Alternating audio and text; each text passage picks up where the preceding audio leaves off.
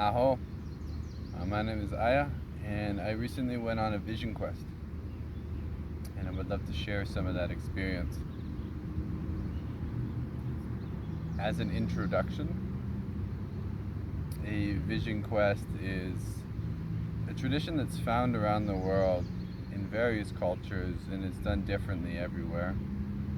As with many traditions, depending on the elder or from whomever you learn the tradition, they may have their own way of practicing. So mine was under the guidance of Vern Shanos, and it was done out in the mountains of Pemberton. And the journey is 4 days. There's 2 sweat lodges. So a traditional ceremonial sweat lodge has 4 rounds. It's a purification process with grandfathers, large rocks that are taken into a lodge, and it is heated, and there are different rounds, different meanings, praying for mental, emotional, physical, and spiritual, for our families, communities, and our earth, for gratitude, for balance, for purification, and for honing those intentions and getting rid of all the water, karma memories, and everything that is blocking, so that the purification in the ceremony can take full root. We begin with one of those, and then there's no eating or drinking after that. So then there's 4 days of praying, and then it finishes with another sweat lodge at the end. So there's many reasons why an individual will go through these. My personal reason is I'm a man of purpose, and what that means to me is I'm always looking to find my highest alignment of what I can offer of myself. And it's said that women has so much to give. They are of the earth and they can give children, but man has little to give in way of life, but he may offer his flesh, he may offer his flesh and his service. And that's what the pursuit is. For me, a continual asking of my Creator and myself, what is my gift and what do I have to offer? And you know, when someone really wants something with their heart, and they really set that intention and they pray in a good way, you know those prayers are answered and they're heard. And it changes a man, it changes a person, you know. So leading up to this, I've been doing years of work. I've done prolonged fasts for around 2 weeks. I've done many fasts, dozens of fasts for multiple days. And these have been so pivotal to making shifts. You know, when you really want something, you make a shift, and there's a point where you hit that. And the old way is done, and you're ready to make the transition. It's not always hallmarked in a ceremony, but when you lead ceremony a lot, it is often, you know. So 8 weeks prior to this, I did ceremony every weekend, and this was me taking part in ceremonies, me guiding retreats, me guiding workshops. You know, my life is ceremony. Every day of the week I'm giving breath ceremonies, sacred ceremony. And it was 8 weeks that, you know, I really paid attention to my diet, what I was consuming. You know, I'm focusing. You know, when you really want something, you focus. You take out everything else that's a distraction, and you hone in on what you want, what your prayers are. Before this, right before this, I did 3 journeys in a little pilgrimage to work with ayahuasca. I'm not going to share that in this video, but that was part of the preparatory, part of the cleansing, part of the purification, part of the practices that are going to anchor in the new vibration. The vibration, pardon me, is the frequency.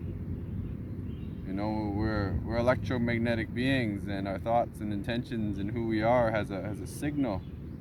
And when we want to shift and live at a different intention and have a new level of prayer, we gotta integrate that into the subconscious programming, you know. So what these practices offered me was an opportunity, and it didn't come easy. It's not easy for me to take that much time off. I took a lot of time off. And as part of the activation, I said, "Hello, challenge. hello challenge. I continue to say hello challenge, because if you're really living life, you're looking for challenge, you're looking for opportunities for strength and for growth, So I did that. And on those 4 days, I spent a lot of time on my back alone. I do a lot of yoga, and if you follow me, I do a lot of practices, I do a lot of moving. But I flatlined, I laid down and I stayed down. And I got humbled. At a certain point of offering in high yang, high activity, the sympathetic nervous system stores a lot. We got to continue to process as we move along through life, and I was very busy. And I needed to be busy because I was taking on so many challenges, And that offered me an opportunity to slow down and come to a halt. And the digestive process is slowed down. We don't need to think so much, So there's more energy in the body to recuperate and find clarity. The traditional way of doing the quest is you have tobacco and you create the 4 colors and put them in the 4 directions. There's so much meaning behind this. Tobacco is a great spirit, one of the wisest spirits, And the 4 directions are the sacred space that surrounds our heart, the sacred center. And when you're aware of the 4 directions in your reality, you don't just become aware of yourself, then you're aware of the wider cosmos and your position in relationship to the earth and where you are. And when you know the directions, you know that east is where the sun rises. And I watch the sun go up and down every day. No time, no clocks. I knew the cosmic alignment. I know where the moon was at all times. I held it in my awareness. This was such a gift. I try to do this as much as I can, but I forget sometimes when I'm inside too long. It's important to stay anchored, because when we forget our cosmic picture, we forget the big picture. So I come out to the land to pray on the mountain, to connect with Father Sky, Father Sun, Mother Moon, Mother Earth, and seek guidance. And the earth is living. Everything has a spirit. The trees have a spirit. The rocks have a spirit. And when you empty yourself, you free yourself of all the information that's coming in through food and society and civilization, you're more available to listen to the spirit that speaks a little quieter, like the spirit of the heart and the spirit of the earth. The earth is a living being, as an electromagnetic field, that we can connect to it by being barefoot, by praying, really listening to the wind and watching how it moves through the trees. And there's information in there. Everything is energy and information, and the vibration carries much. Man has lost connection with spirit. We lost connection to nature in the little wisdom that flows through the trees and the wind. That's in all the elements. I spent time and I had sage and cedar, and I prayed and I had fire. Very simple. The things that man and women have been connecting to for millennia, that has helped and guide their evolution. The indigenous people, the ones who live on the land, and the cultures who have persisted, who carried reverence for the land, carry a great knowledge. And that knowledge is for every individual to tap into. In that process, I said I flatlined. And what that meant was I allowed myself to surrender. And because I was taking on so much and opening myself to new challenges, I allowed myself to feel all the fear, all the blockages, all the limitations that I had. See, ordinarily, humans operate with a level of psychic armoring. We don't allow everything to just come out, otherwise we'd probably break down for many of us. To have a proper breakdown, to have a breakthrough, sometimes we need space to break down, and that was my space. I offered myself space to become vulnerable. I shut down.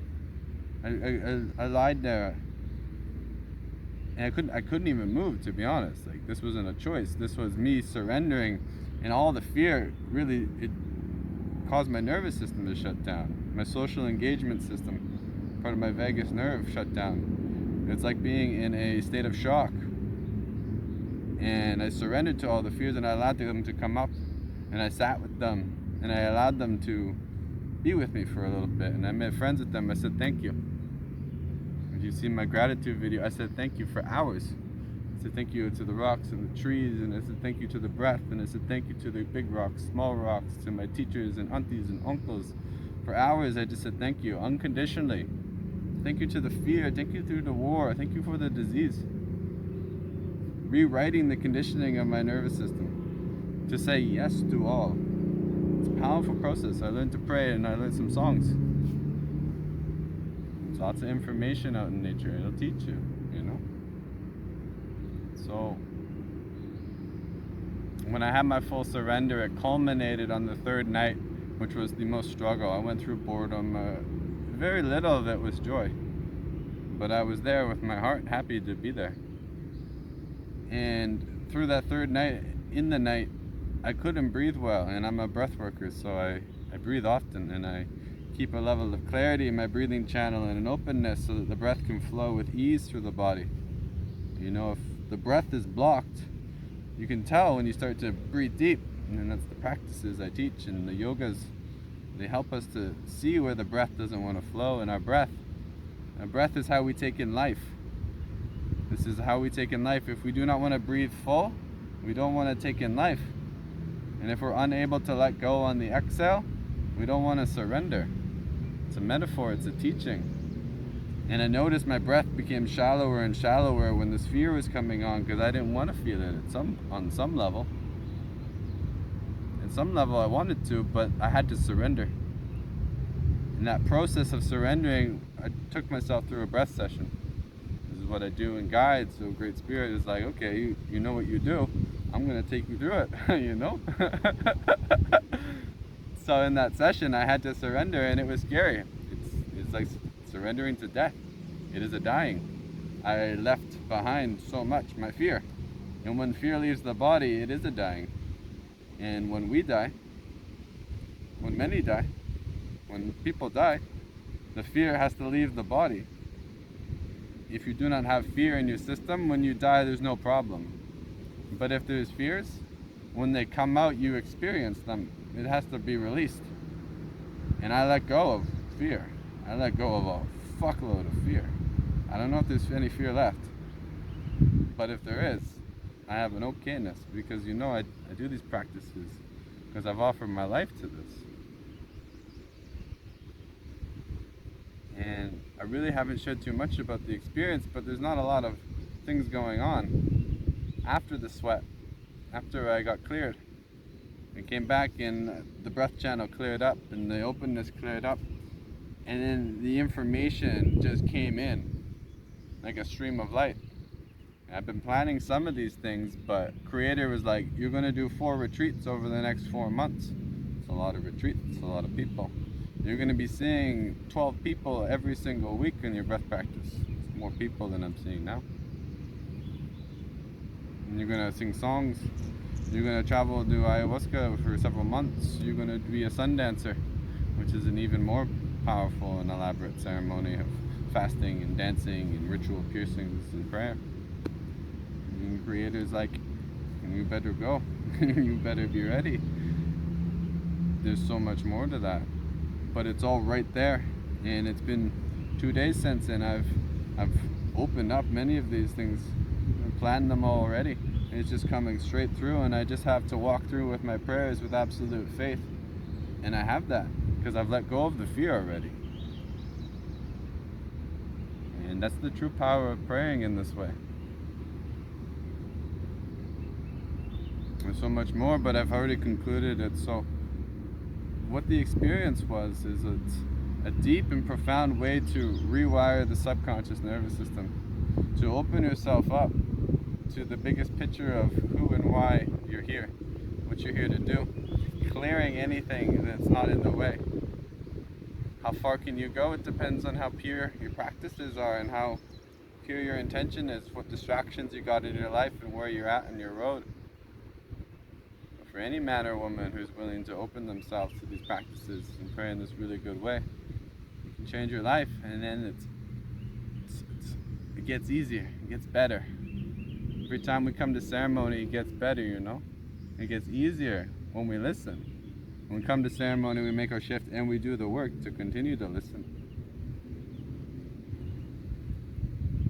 I'm so grateful for Pemberton, the Inchik territory, for Vern, for these practices, the breathwork, the yoga, the qigong, the dynamic meditations, all my teachers, my family, those who came and supported me, those who prayed for me as I was on the mountain. All because of them this is happening, and it's all allowing me to give my greatest gifts, my loves, my breath, my offerings, my capacity to hold ceremonial container and serve medicines. And I thank all the plants. I thank all nature. And the opportunity is there. I'm going to take people, 6 people or so, up to do the same thing that I did in a group. 2 sweats, 4 days of fasting, going without, emptying ourselves so that we can clear and find good direction for our lives. So there's an opportunity there. It's an opportunity if you want to be a part of a group who's doing this, and there will be an opportunity to share a little bit, and then to be on our own too, which is important. That we're not just in the group. We come in, we do our own work. Because when we leave, we're on our own. We gotta look after number 1. We gotta be strong. But it's also powerful to pray as a group, remembering that we're part of a family and community, you know? Always are, always will be. No matter if we had a mom or dad that's around or served us good, we're always in community. We just may not see or feel the circles. So an invitation, if you've heard these words and resonate, to reach out and inquire more about this experience in August. I have much more to share and to integrate, and the prayers and the blessings are filled. I'm filled, I'm full. I'm full, Creator. I'm overflowing, and it's so good to be alive. It's so good to share in this good light and sunshine. This is solstice. This is Father's Day. Deep reverence to all the fathers, Father's Son, for always supporting and guiding. I thank you for watching this. Thank you to where you are, your family line. May you be blessed and have good purpose and direction. May you drink good water and breathe clean, good air. May you dance in a good community. I say I thank you for watching. I is out. And take care of yourself. Take care of yourself always.